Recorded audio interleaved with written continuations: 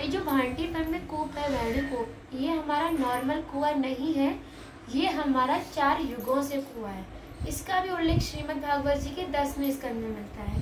प्रथम युग हमारा था सतयुग, जब सतयुग लास्ट चरण पर था, जिसकी समाप्ति के लिए 7 दिन बचे थे। जब हमारा कोई युग समाप्त होता है तो ब्रह्मा जी 1 दिन के लिए शयन करते हैं, उनका 1 दिन 1 युग के बराबर होता है।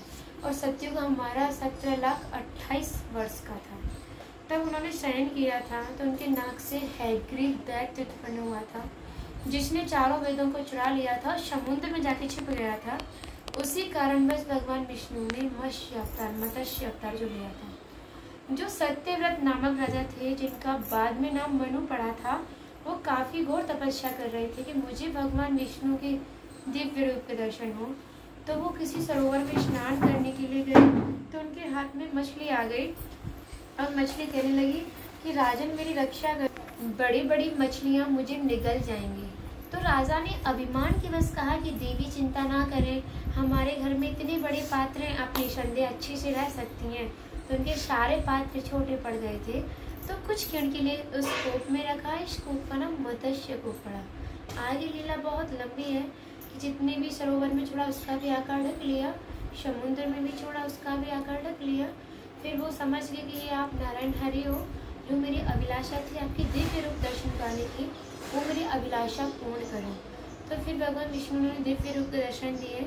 फिर उन्हें बताया कि आपको एक सप्तव्रत की नौका बनानी है, जिसमें अपने सप्त ऋषि और 6 परिवार को बैठाना है, और जो वासुकी हैं उनको लाना मत बोलना। तो मछली रूप जितना, फिर उन्होंने इतना ही बड़ा जो समुद्र के बराबर आकार लिया मछली का, वो इतने ही बड़े आकार से हैग्रीव दैत्य जो शयन करा था उस पर शयन करते हुए प्रहार किया और अपने चारों वेदों को मुक्त किया।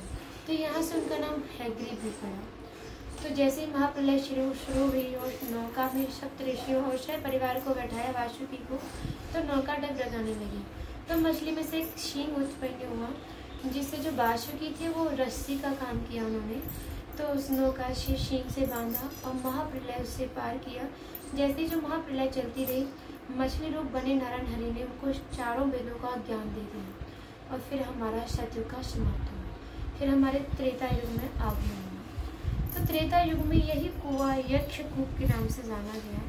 द्वापर युग में यह कुआं छिप गया था, तो कान्हा ने लीला रचित की थी।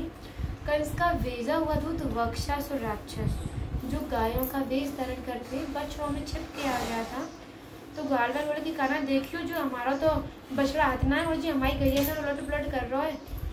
तो कान्हा ने देखा कि ये तो एक राक्षस है, उसकी पूंछ पकड़ के एक पछाड़ दी और उसका उद्धार हो गया। अब ग्वालवाल बोले कि कान्हा तूने तो गौ हत्या करी है, आज से तू ना तो हमारे संग खेलेगो, ना तू खावेगो पीवेगो, तू हमसे अलग रहेगो।